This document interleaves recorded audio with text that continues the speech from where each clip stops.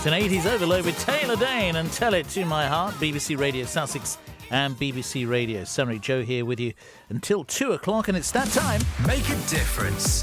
The work of a Sussex-based charity means that NHS doctors are also helping fight the spread of COVID-19 in an African country. The Virtual Doctors charity sees volunteer medics using smartphone technology to help medical workers in rural parts of Zambia. Dr. Daniel Grace is the Virtual Doctors medical director and joins me for a chat this afternoon. Hello, Dr. Daniel. How are you? Hi, Joe. I'm well, thanks. Thanks for having me on your programme today. How are you? Yeah, I'm good, thank you. It's a pleasure to have you here. And this sounds like very important work. Tell us a little bit more about what your volunteer doctors are actually doing.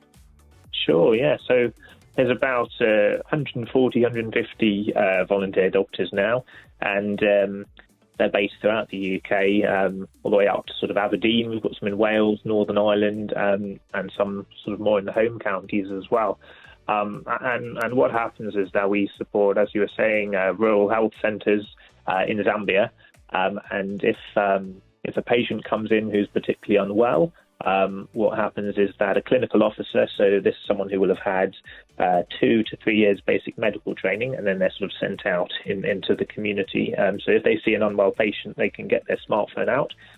They can use this bespoke app that we've created, enter all the details, so their temperature, their vital signs, what's been happening, anything that they might find when examining this patient, and any photos, if there's a rash or something like that. Yeah.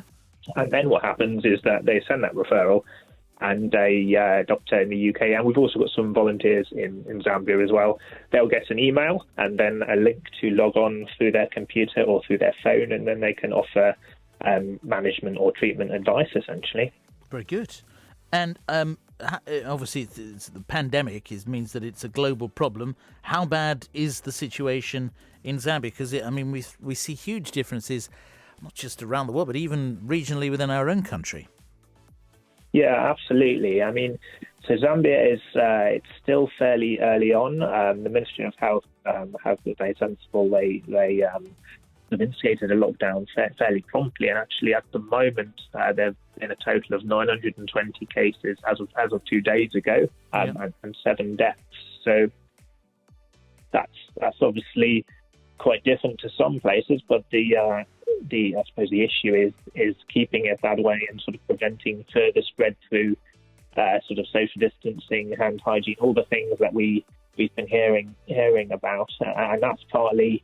That's certainly the hand hygiene side of things is something that we've been very aware of as part of our campaign that we've launched recently.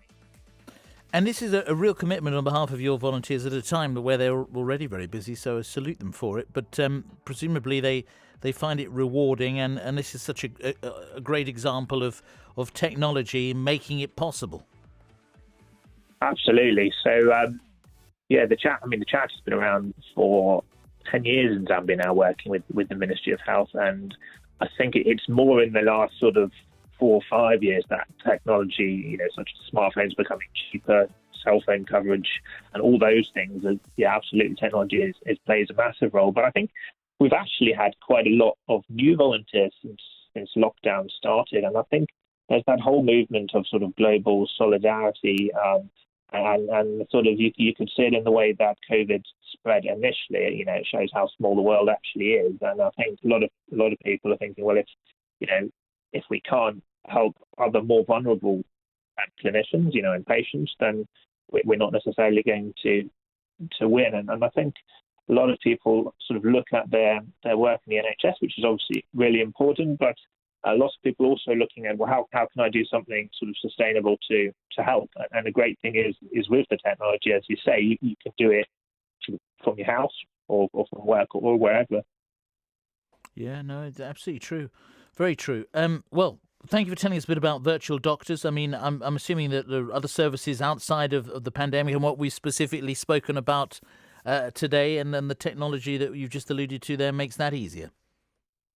Absolutely. And then the other thing, since the pandemic has come on, we've been focusing on our sort of COVID-19 response fund, which is essentially has been trying to along with the Ministry of Health, sort out getting wash stations to the 140 clinics that we support, because often they won't necessarily have the same standard of hand hygiene facilities that we do. So we're in the process of raising money to get hand washing stations. So these are sort of, if you imagine something about a waist tie made of metal with two pedals on it, and then a big bucket full of water.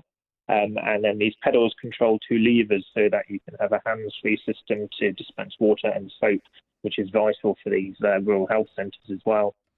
So you're asking for donations for that? Is there a Just Giving page, or can people do it through a website? Yeah, if people are interested in donating, the best thing to do is to visit our website, which is thevirtualdoctors.org, and there's a link to donate through that. And donations would be greatly appreciated. Very good. All right, we'll leave it there, Dr. Daniel. I hope some people listening will be able to donate, and well done for all your fellow volunteers that you do, and stay safe, and thank you. Likewise. Thanks very much. Take care now. Cheers now. Bye-bye. Dr. Daniel Grace there, who is the medical director of the Virtual Doctors.